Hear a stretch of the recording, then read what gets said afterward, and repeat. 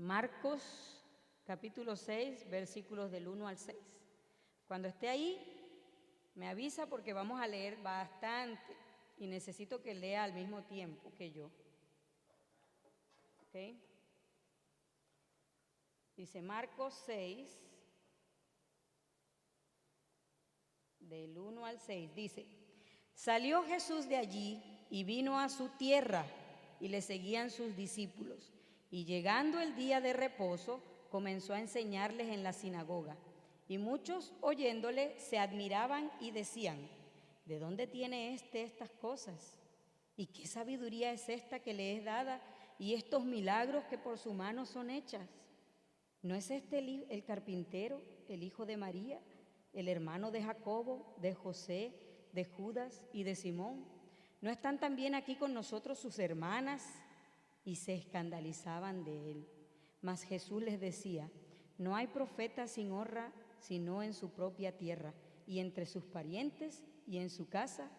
Y no pudo hacer allí ningún milagro, salvo que sanó a unos pocos enfermos, poniendo sobre ellos las manos, y estaba asombrado de la incredulidad de ellos, y recorría las aldeas de alrededor enseñando. La primera cosa que quiero que note, en el primer versículo dice: salió Jesús de allí y vino a su tierra. Cuando dice salió Jesús de allí, ¿quién sabe de dónde venía? No dice, ¿verdad? Pero yo quiero que vayamos a descubrir de dónde salió Jesús y qué estaba haciendo antes de llegar a su tierra. Sabemos a dónde llegó, ¿verdad? Sabemos que llegó a Nazaret, a su pueblo, a su tierra, donde él creció y a donde él se desarrolló. Pero no sabemos de dónde venía. Entonces yo les voy a invitar a que leamos el capítulo anterior, el 5. Dice: vinieron al otro lado del mar, a la región de los Gadarenos. Y cuando salió él de la barca, enseguida vino a su encuentro de los sepulcros un hombre con un espíritu inmundo, que tenía su morada en los sepulcros, y nadie podía atarle ni aún con cadenas, porque muchas veces había sido atado con grillos y cadenas, mas las cadenas habían sido hechas pedazos por él, y desmenuzados los grillos, y nadie le podía dominar. Y siempre de día y de noche andaba dando voces en los montes y en los sepulcros, e hiriéndose con piedras. Cuando vio pues a Jesús de lejos, corrió y se arrodilló ante él, y clamando a gran voz dijo: ¿qué tienes conmigo, Jesús, Hijo del Dios Altísimo? Te conjuro por Dios que no me atormentes. Porque le decía: sal de este hombre, espíritu inmundo. Y le preguntó: ¿cómo te llamas? Y respondió diciendo: Legión me llamo, porque somos muchos. Y le rogaba mucho que no los enviase fuera de aquella región. Y estaba allí cerca del monte un gran hato de cerdos paciendo. Y le rogaron todos los demonios diciendo: envíanos a los cerdos para que entremos en ellos. Y luego Jesús le dio permiso, y saliendo aquellos espíritus inmundos, entraron en los cerdos, los cuales eran como 2000, y el hato se precipitó en el mar por un despeñadero, y en el mar se ahogaron. Y los que apacentaban los cerdos huyeron y dieron aviso a la ciudad y en los campos, y salieron a ver qué era aquello que había sucedido. Vienen a Jesús y ven al que habían sido atormentados del demonio y que había tenido la legión sentado, vestido en su juicio cabal, y tuvieron miedo. Y les contaron los que habían visto cómo les había acontecido al que había tenido el demonio y lo de los cerdos. Y comenzaron a rogarle que se fuera de sus contornos. Y al entrar él en la barca, el que había estado endemoniado le rogaba que le dejase estar con él. Mas Jesús no le permitió, sino que le dijo: vete a tu casa, a los tuyos, y cuéntales cuán grandes cosas el Señor ha hecho contigo y cómo ha tenido misericordia de ti. Y se fue y comenzó a publicar en Decápolis cuán grandes cosas había hecho Jesús con él. Y todos se maravillaban. Le voy a decir algo. Yo sé que este texto es largo, pero necesitamos leerlo todo, porque Jesús venía de allá, de la región de los Gadarenos, y Él venía de hacer cosas impresionantes. Esto que hizo, la primerita cosa que narra ahí que hizo, porque solo narra 3 el capítulo, pero ahí dice que fueron muchas cosas las que Él estaba haciendo ahí entre los Gadarenos.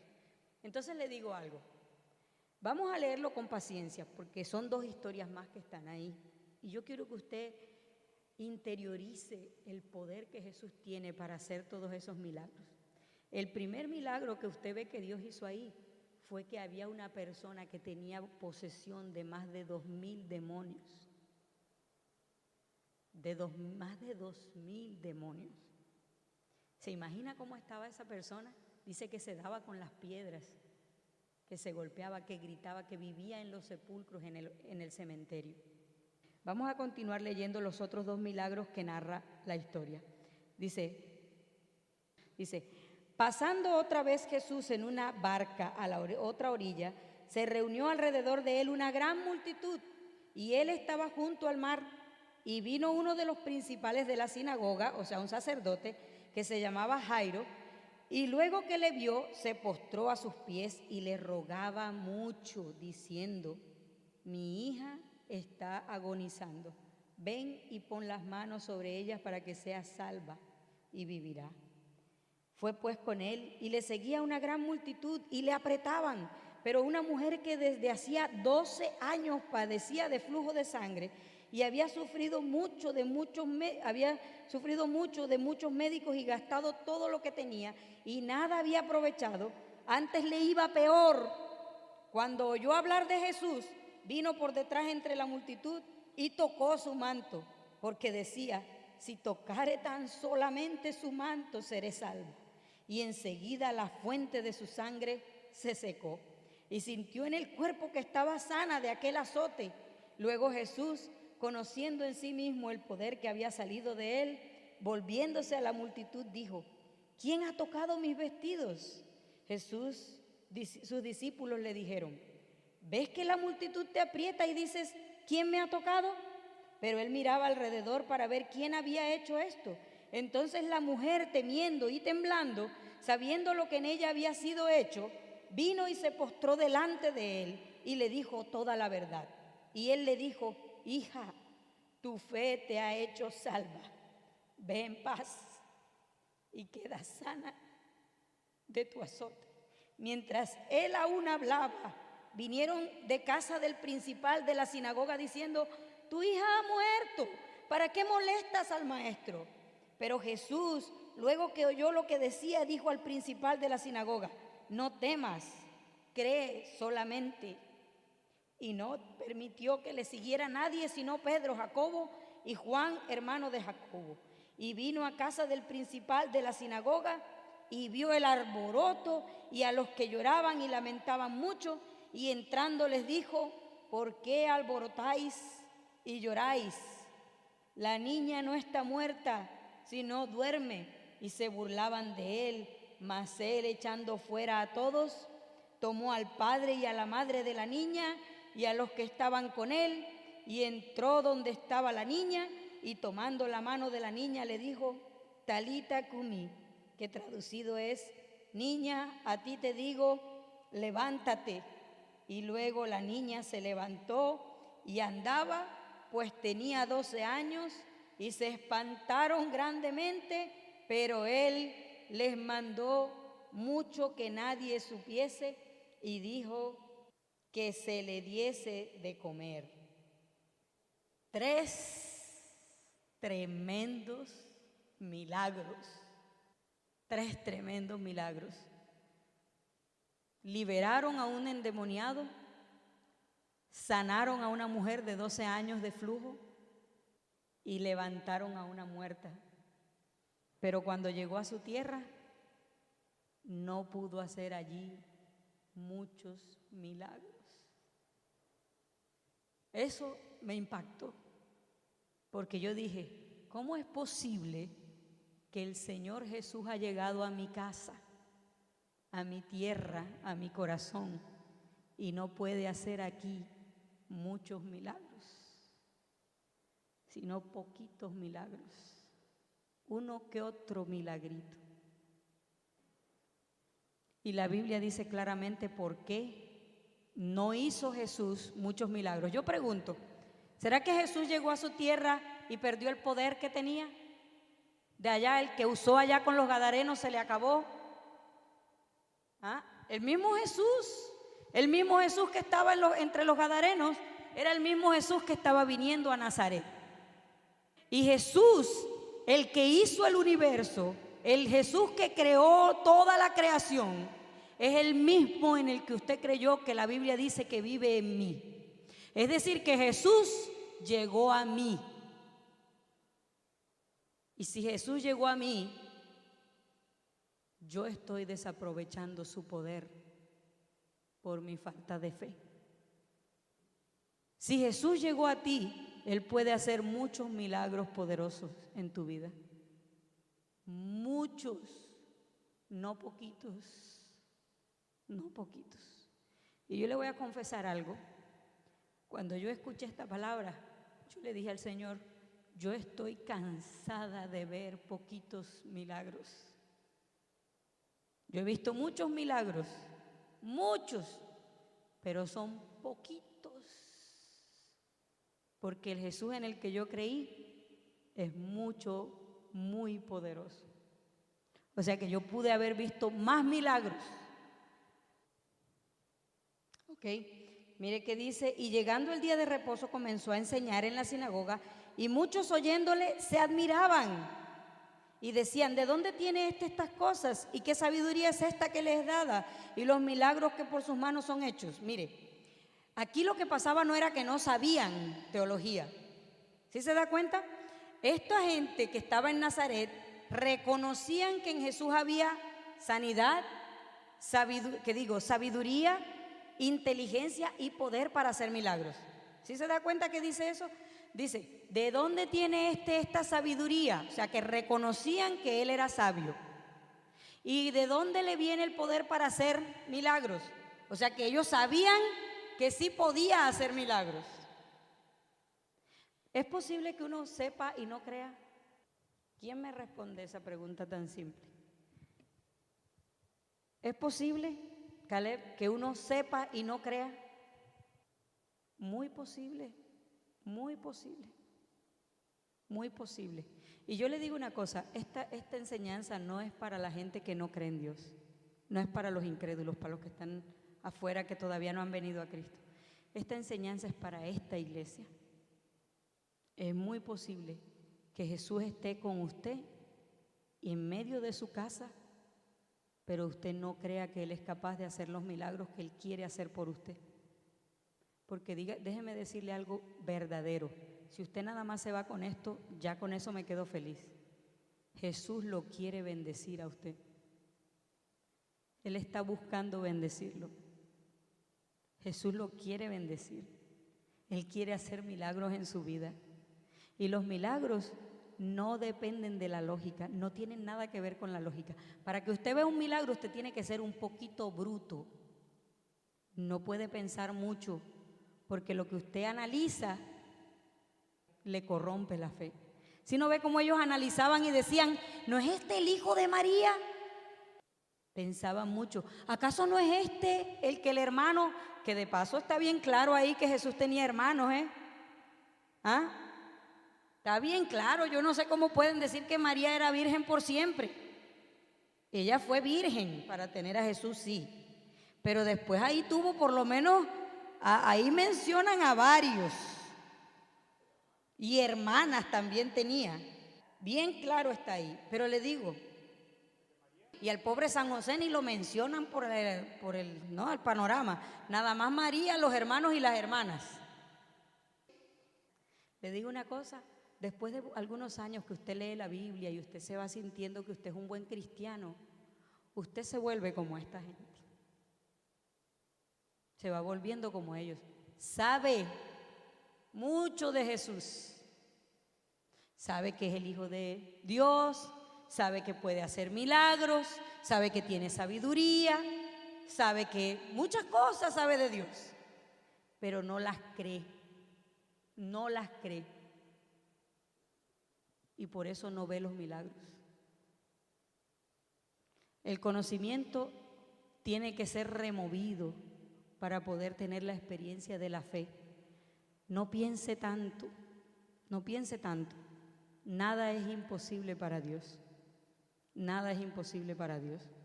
Cuando la Biblia dice una cosa, entréguese como bruto y créalo. ¿Entiende? Como un bruto, no piense tanto. Y ese no es el hijo de, y ese no es el que creció aquí, ¿sí? Si usted quiere empezar a creer, tiene que empezar a renunciar a la lógica, porque los milagros son ilógicos, los milagros no son racionales. No le pase como a la tía mía que empezó a explicarse por qué le sirvió el remedio. Hay gente que uno le dice, el Señor me trajo aquí a los Estados Unidos y nos concedió residencia a 3 personas que no tenían derecho a vivir en este país. Nosotros 3 recibimos la residencia americana sin haber venido nunca a este país y sin tener derecho a ella. Y cuando le cuento ese milagro a la gente nos dice, no, eso fue que se equivocaron. O sea que y cristianos, y no dicen gloria a Dios, aleluya, fue un milagro. No dicen eso. Dicen, no, fue que en ese tiempo era el tiempo de que pasó el 9/11 y como estaban todo el mundo yéndose, entonces cuando ustedes pidieron, ellos dijeron que no se vayan todos, que venga alguien y por eso les dieron la residencia. Qué bonito, ¿verdad? Más facilito echarle la culpa a otro que reconocer el milagro de Dios. Nosotros somos así, mis hermanos. Nosotros somos así. Y la Biblia dice que aunque Jesús tiene todo el poder, si usted no cree, no los va a ver. No los va a ver. Miserable de mí que no puedo producir fe. Yo he tratado, se lo prometo, yo he tratado de producir la fe. Pero la fe es un don de Dios. Es un regalo que viene solo de Dios. Usted necesita pedirlo, anhelarlo y buscarlo. La fe no la puede producir. No la puede producir. Cuando yo he visto los milagros más grandes que Dios ha hecho en mi vida, yo he estado completamente llena de esa fe. Pero a veces he querido otros milagros y yo trato de producir la fe para ver el milagro y no me sale. ¿Sí me entiende? Eso es un don que viene de Dios, pero a usted le toca anhelarlo, pedirlo y buscarlo. ¿Okay? Bueno, después dice el versículo 3, ahí está el principio del problema. ¿No es este el carpintero, el hijo de María, el hermano de Jacobo, de José, de Judas y de Simón? ¿Y no están también aquí con nosotros sus hermanas? Y se escandalizaban de él. Mas Jesús les decía, no hay profeta sin honra, sino en su propia iglesia. Cuando Jesús vino a la tierra, ¿quiénes fueron los que no le creyeron? Los más estudiosos de la fe fueron los que los crucificaron, los fariseos. Y su pueblo Nazaret fue donde menos se pudo hacer milagros. Y hoy en día su iglesia es donde menos se puede ver el poder de Dios. Si Jesús viniera hoy del cielo y caminara por entre los incrédulos, allá haría más milagros que aquí. Y eso me avergüenza, porque yo debería creer más en el Dios que he visto, pensar menos, conocer menos, analizar menos y creer más. Te dejas contaminar la mente con tanto pensamiento. Uno va encasillando a Dios en un molde. Y el molde no encaja con Dios, sino conmigo mismo y con mis limitaciones. Dice, vamos a leer unos unos 3 versículos más. Dice en Santiago 1:6.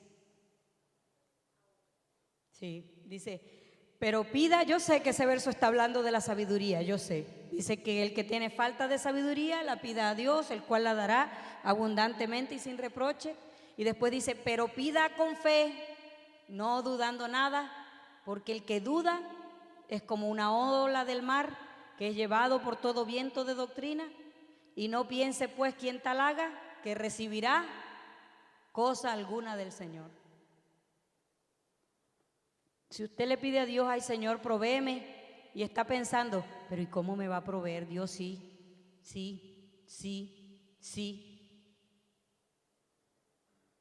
¿Usted cree que va a recibir algo del Señor? ¿Ah? Usted le pide cosas al Señor y adentro en su corazón duda. No piense que va a recibir nada del Señor. Así de simple, que está claro la Biblia. Léase por favor Mateo 17:20. Ese le gusta a mi hermano Polo. Jesús les dijo, eso fue porque ustedes tienen muy poca fe. Les digo la verdad, si su fe fuera como tan solo como un grano de mostaza, podrían decirle a esta montaña, muévete de aquí para allá, y ésta se moverá. Nada les sería imposible. Tremendo, ¿eh? Y lo cantamos, ¿verdad? Juan 11:40. Este es un verso que le gusta mucho a mi esposo. Juan 11:40. Jesús le dijo, ¿no te he dicho que si crees verás la gloria de Dios? 3 versos contundentes, ¿verdad? Pida con fe, no dudando nada, porque si duda, no recibirá nada del Señor. Si tuvieras fe como un granito de mostaza, le dirías al monte, muévete y nada te sería imposible. Y si creyeres, verás la gloria de Dios. Olvida el pasado, Dios ha hecho cosa nueva. No te detengas a pensar cómo va a ser Dios. No contamines con tu pensamiento la fe. Dios no necesita tus ideas. Dios no te ha nombrado su consejero. Dios puede hacer muchas cosas. Cree, pero si no crees y eres un poco incrédulo, aunque eres cristiano, empieza a desarrollar la fe. La fe se desarrolla oyendo la verdad, oyendo la palabra de Dios. Dedica un tiempo cada día a oír lo que Dios dice, porque esa es la verdad. Y así empiezas a cultivar la fe. Usted empieza a pensar todos los días. Le voy a contar algo. Cuando yo me convertí a Cristo, había una cosa que yo no podía creer, no la podía creer. Era que la Biblia dice que yo soy santo. ¿Y sabe qué hice yo? Yo cogí un papelito y escribí, soy santo. Y lo pegué en la cabecera de mi cama. Y cuando me despertaba decía, soy santo. Y al otro día, soy santo. Y al otro día, soy santo. Y un día lo creí.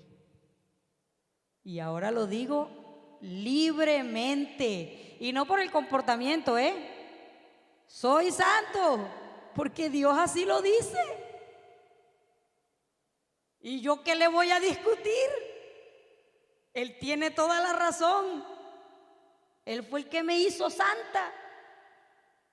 Entonces, si usted quiere crecer en fe, anótese unos papelitos de las cosas que usted no puede creer, en donde usted las pueda ver, y óigalas. Lea la Biblia. Si usted todo el tiempo se expone a la verdad, desarrolla la fe, porque la Biblia dice que no hay nada imposible para Dios. que todo lo puedo en Cristo que me fortalece, que si yo estoy con Dios, que si Dios está conmigo, ¿quién contra mí? Que a los que aman a Dios todas las cosas les ayudan a bien. Dios dice que tiene planes de prosperidad y no de mal para mí. Dios dice, yo te escogí, mío eres tú, Jehová es mi pastor, nada me faltará. Pare de oír las palabras del diablo, que son las palabras suyas. Pare de oír sus palabras y los pensamientos del diablo que dicen, yo no puedo, yo no tengo, yo no soy, yo no sé. Mi hermano, usted cree más en eso que en Dios. Usted cree más en eso. En eso yo no sé, yo no puedo, yo nunca he tenido, yo no podría, yo no sé, yo no. Es muy creyente, pero del diablo. Perdón, pero es así. La limitante de nuestra fe es que pensamos mucho y creemos poco. Hágase un reto. Empiece a cerrar los ojos, a soñar con cosas grandes, a soñar con imposibles. Y crea, simplemente crea, porque no es posible que Jesús haya venido a su vida y no pueda hacer ahí muchos milagros. Que el Señor le bendiga, que su fe se crezca, se aumente y que nosotros como iglesia veamos muchos milagros. En el nombre de Jesús. Amén.